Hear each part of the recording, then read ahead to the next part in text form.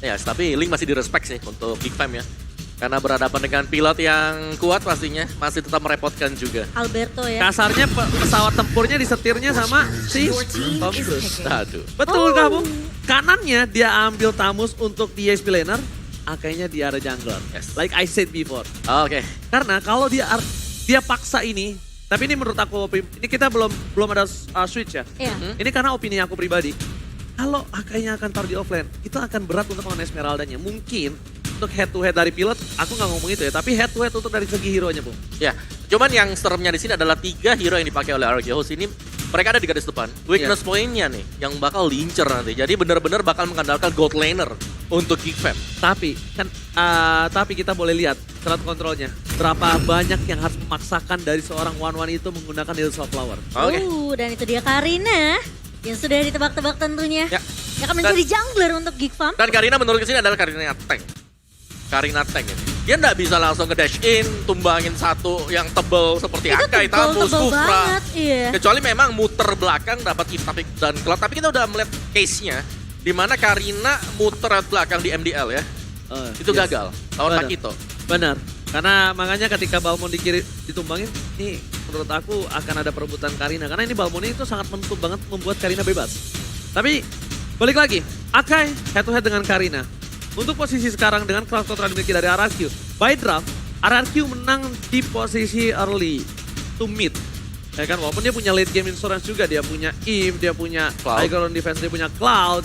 Tapi sisi kanan mereka punya one-one. So, buat kalian semua yang ada di rumah, sebentar lagi kita bakal menuju ke arah match pertama, match pembukaan MPL Arena. Are you ready? Gak kedengaran, are you ready? Oke, kalau gitu sebentar lagi kita menuju ke arah Land of Dawn. Match pertama, RRQ Aussie versus Geek Fam. Wow, ini dia yang sangat amat seru ya. Karena Geek Farm tentunya mereka tampil dengan roster yang berbeda. Kejutan yang akan dibawakan dari Geek Farm sendiri ini menjadi kunci yang harusnya bisa dimaksimalkan sama Geek Farm untuk mendapatkan kemenangan mereka. Yes. Selama berapa season? 5 season berturut-turut mereka belum bisa menangin match sama RKOC. 5 match terakhir. 5 match 5 terakhir. match terakhir.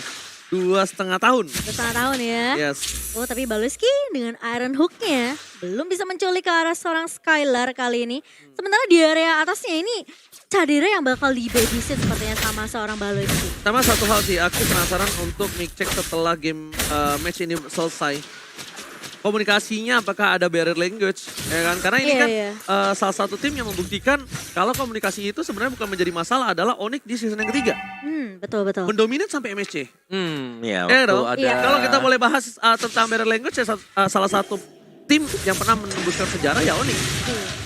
Dengan posisinya yang ya ternyata sebuah komunikasi itu bukan sebuah masalah ya, perbedaan bahasa Cipro. Iya benar barrier language. Tapi kali ini di area mid-nya Finn terpaksa harus menggunakan flicker.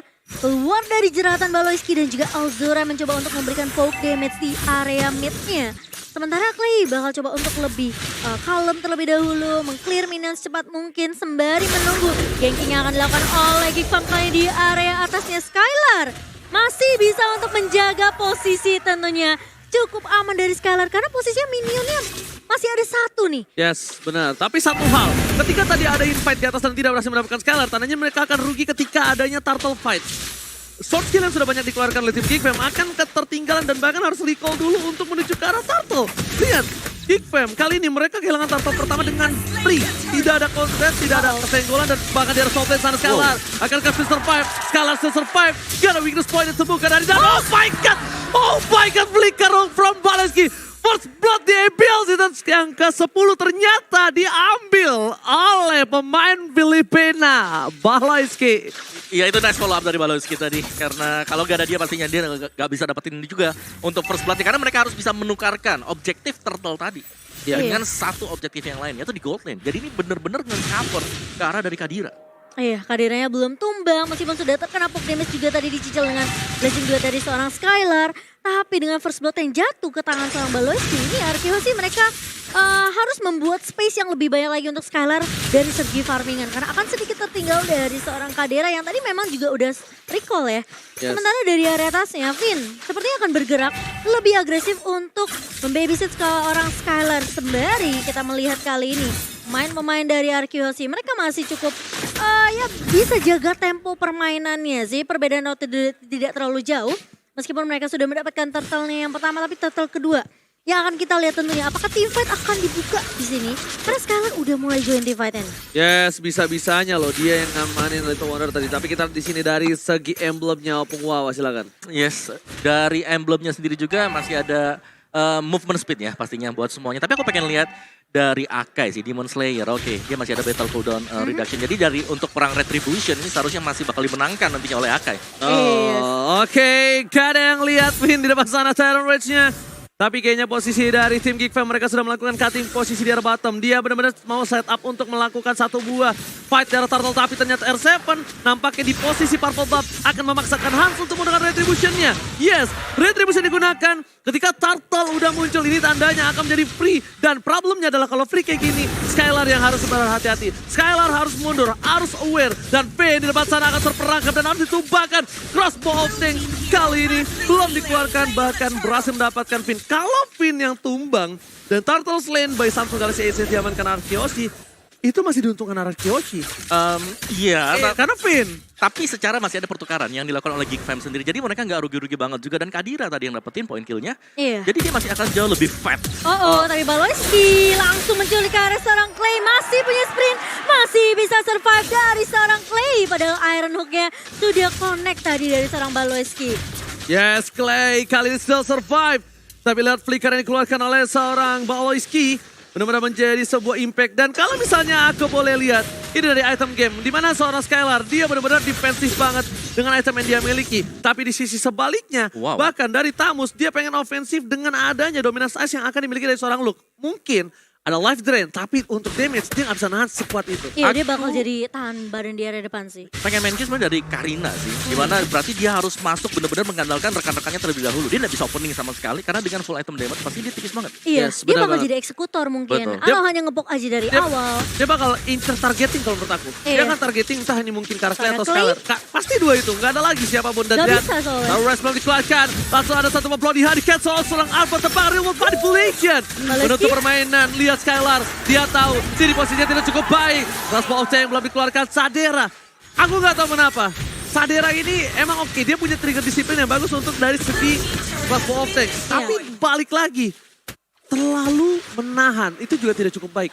Ngerti gak, Bu? Mereka kayak, dia agak kayak ragu buat team fight-nya. Ya kayak soft skill-nya ditahan oke, trigger disiplin, tapi jangan terlalu ditahan. Bahkan dia tidak mengeluarkan impact sama sekali dan itu lumayan sayang. Kalau yang kayak gini-gini trigger disiplin oke. Kalau tadi nggak ada yang tahu dia bisa sekaratin siapapun. Iya, tapi kalau kita melihat di sini macro play dari Geek Fam ini benar-benar jalan juga loh. Iya. Meskipun mereka ke pressure, turret mereka juga harus hilang, tapi mereka masih sanggup untuk mengimbangi dan sisi pendapatan gol. Oke, tapi R7 mengganggu seorang Alzura. Mundur ke arah belakang.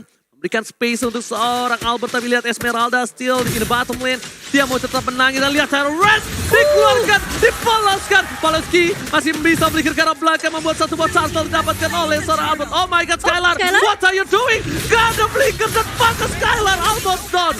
Dipecahkan begitu saja. Weakness poinnya. Crossbow of Tank berhasil mendapatkan 2 double kill di arah top lane. Sadera masih mau lebih. Real world manipulation. Dan bakal dikeluarkan dari posisi Clay. Oh my god, Pulse. What happened? Shutdown seorang Skylar kali ini. Tapi Clay pun mau tidak mau 4 pemain dari RQC harus tumbang, Oji. Alright, 4 pemain. Ini bukan hal yang sulit banget tampaknya. Bukan hal yang baik. Karena ini hal tersulit yang dimiliki dari RQC ketika melawan Geek Fam. Kayaknya kalau menurut aku pribadi lihat Hans di depan sana. Baloyski memberikan zoning out terhadap para pemain dari tim RQC. Bahkan turret di arah mid dari RQC yang selalu dijaga dengan keras. Setiap matchnya dipecahkan di menit yang ke-7. Gila sih. Ini aku merasa dengan kehadirannya Baloyski ya. Ini Geek Fam bener-bener beda banget. Jangan Semua rotasi, semua komunikasi dipegang sama Baloyski. Ya aku pengen mention buat Kadira sendiri juga gitu loh. Pemain yang kita nggak tahu dari mana, tapi dia bisa memberikan perform yang luar biasa. Iya, ini Geek Fam kayak pada pakai axe ya. semua bau badannya hilang, lebih pede mainnya. Dan yang pasti juga buat kalian jangan lupa untuk jajan di GrabFood karena ada diskon 20.000 pakai kode promo MPLIDX. Grab langsung di-scan aja ya. Ini yang menyelamatkan hidup saya di satu season kemarin. Benar, hadiah dari GrabFood untuk AB. Iya. Tiketnya itu saya menyelamatkan hidup saya di rumah. Wow. Dan juga, ini dia yang bikin saya selalu semangat tiap hari. Oh, Wawa. Iya, saya pakai Head and Shoulders, bro. Iya, biar segar dan wangi. Cuma tetap aja nggak ada yang nyangkut. Aduh. Ada yang nyangkut. Ada. Rank kamu nyangkut. Yes, tapi dari in-game-nya sekarang ya, Geek Fam mereka udah lagi pegang kendali permainan. Lagi pegang. Bener, mereka dapetin atas bawah, mereka juga bisa mungkin item-itemnya lumayan jadi, secara team play-nya juga rapi. Landingnya rapi banget kok. Ya, gak ada yang langsung gerasa gerusu buka fight. Mereka Nggak ada. nggak terlalu overcommit untuk mungkin buat kesalahan ya. Ini bener-bener mainnya disiplin banget dari Geek Fam sendiri. Oke. Tapi lo, tapi R7 tiba-tiba Oji. Ditumbangkan begitu saja, ini tandanya menjadi Lord. Dan cukup berat untuk tim Anarkyoshi kalau mau dicuri begitu saja. Valoisky berikan prison di depan sana, ada Luke. Albert is coming, Finn. Jangan sampai terperangkap. Luke mencoba melakukan zoning out. Tapi Kadera berhasil didapatkan, Finn. Mencoba di follow up. Kadera ditumpahkan begitu saja, shut out. Meanwhile dari belakang Clay still survive but not today. Retribution from Albert. Oh my God, still Lord Albert kali ini kembali memberikan permainan yang luar biasa. Anarkyoshi di under condition dan Lord kali ini berhasil mendapatkan one shot. What happened? Itu ya, si Albert cuma jalan aja, pencet retri, balik. Misi lewat Iya, doang permisi. ya. Lewat doang lagi-lagi retribution yang on point. Dari seorang Albert kali ini. Membuat Anarkyoshi setidaknya sekarang bisa nafas lagi. Ini Valoisky reset nyebelin lagi. banget sih. Ngeselin banget Ini loh. Valoisky nyebelin banget sih, lihat Lito Wonder berkali-kali diamanin sama dia loh. Iya. Ini Dia- bener-bener kayak dia salah satu orang pengganggu ini. Nyebelin sih. Aku nggak sih merasa kayak dengan kehadiran Valoisky ini jadi ketakutan juga untuk Anarkyoshi karena mereka harus mulai berhati-hati untuk segi rotasi ke area lininya. Tapi Lord yang mulai masuk di area atas dan dari itemnya nih Kowawa. Kita Yes. ngeliat dengan adanya satu buah curse helmet untuk seorang Finn dan juga Demon's Ice tentunya. Yes, ini dari Clay sendiri juga dia masih punya item-item support ya. Belum ada damage-nya jadi masih bakal bergantung untuk Skyler. Tapi Elzura bakal coba dikejar Skylar langsung. Menangkap ke arah seorang Elzura dan Valoisky kali ini di posisi yang kurang baik. Udah low banget. Hans masih bersembunyi dan bahkan Clay yang akan tertangkap. Tapi di sisi lain, Kadera pun tumbang di tangan pemain-main Anarkyoshi dan Luke. Mau tidak tahu mau akan menjaga dari area mid. Tapi R7 tidak kenal takut tentunya Oji. Enggak. Ini salah satu trigger disiplin yang sangat kita lihat tadi di depan sana. Dia bouncing ball tahan, nggak ada Tyrant Rage sama sekali ketika udah nggak ada anti crowd control dari seorang one-one langsung dikeluarkan Tyrant Rage-nya Albert yang memancing itu. Jadi bukan karena full pranya tapi Albert ketika dia masuk dengan anti crowd control langsung Tyrant Rage keluar. Oke, dan ini masih harus reset pastinya buat Geek Fam sendiri setelah kesalahan kecil sebenarnya tadi mereka harus memberikan Lord-nya. Dan itulah kenapa kita harus berhati-hati ketika sedang melakukan Lord. Iya. Karena sekali keculik momentum yang tadi dipegang oleh Geek Fam langsung Langsung hilang. berbalik. Tapi menurut aku pribadi, Geek Fam udah melakukan zoning out. Tapi mereka nggak ada yang expect kalau misalnya Albert masih berani untuk melakukan kontes ketika dia sendiri. Bedanya itu, Albert sendiri loh masuk ke dalam sana. Iya, dia 1 melawan 4 ya. Di area lo tadi. Temennya udah di zoning, ditumbangin, ya kan? Dia tetap berani. Gak ada R7, gak ada badannya. Urusan belakangnya, tapi yang penting apa? Adu retribution. Aduh, retri, betul. Dan pemain-pemain dari Geek Fam juga mereka nggak nge-shutdown Albert yang tadi cuma asal lewat doang. Ini cuma jalan. Untuk retribution ke arah Lordnya kok Wawa. Tapi kali ini tim fightnya bakal coba dibuka. Cadera udah mencicil. Karena seorang R7 kali ini bakal dibuka. Tapi Elzura tumbang di tangan Skylar. Masih mau tim fight lebih. Albert kali ini mendiarin di depan. Tapi crossbow yang dilepaskan oleh Cadera. Mendapatkan R7. Gak ada crossbow yang lagi. Tapi kali ini Luke terpisah dari pemain-pemain Geek Fam. Masih bisa tas-tas. Tapi kali ini dibalikin keadaannya. Albert dengan heavy spin melok satu pemain. Dan Skylar langsung memperoleh dengan cukup baik. Oh my, kali ini Skylar berhasil melakukan gocekan Hans. Gak boleh pulang, bakal coba dikejar oleh seorang Albert. Tapi nampaknya kali ini pertukaran cukup adil, 2 untuk 2 yang tersisa. Dan untungnya, para pemain dari tim Geek Farm ada seorang Cadera yang benar-benar masih bisa melakukan push terhadap pemain tim Araki. Skylar almost ditumbangin, tapi mirror image yang dilakukan benar-benar sangatlah bagus. Dan para pemain dari tim Geek Farm, mereka yang memulai terlebih dahulu untuk melakukan launch. Karena mereka sadar, Alzura is coming. Cadera akan memaksa seorang Albert untuk memakai satu buah heavy spinnya. Dan bahkan ini bakal menjadi launch untuk Geek Farm harusnya. Dipaksa satu buah yang overturn. Baloyski is coming, but lihat! Almost is never enough. Lord yang kedua, Lord sudah kali ini berubah hand. Yes. Sudah lebih kuat lagi. Bisa nabrak. Bisa charge. Bisa charge. Dan pergerakan dari Albert yang lagi-lagi pasti udah diwaspadai ya. Sama pemain-pemain dari Geek Farm itu langsung dipukul mundur. Ini kalau kita lihat tim fight-nya. Sebenarnya posisi dari Skylar dan juga Albert menggunakan ultimate-nya ini menunggu Cadera udah gak punya satu crossbow tank. Yes, dan yang tadi aku suka dari gameplay Skylar adalah dia paksa dulu ke belakang. Flicker, ya kan? Dikira sama Cadera itu mau muju ke bawah, tapi dia mirror image ke belakang. Dan lihat Iron Hook dan Seven!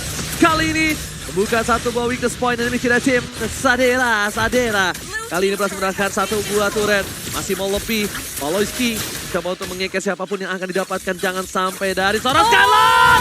Skylar dan Iron Hook mancing mania mantap dari seorang Baloyski. Kali ini benar-benar memberikan permainan yang luar biasa. Mencoba membalikan menuju ke arah top lane. Best turret dari Anarchy akan dipecahkan di arah top lane. Satu best turret pertama Finn. What are you doing? Finn, immortality-nya pecah. Dan lakukan Sonic Assair Rest dapat 2 no follow-up damage. Real world manipulation. Dan bahkan Anarchy di Albert. Oke, mencoba menyelamatkan dan Iron Hook. Baloyski membuat Geek Farm mendominasi. Dan game pertama diamankan Geek Farm. Geek Farm kali ini berhasil mendapatkan game pertama mereka. Dan lihat permainan yang disiplin yang dibawakan oleh Geek Farm. 5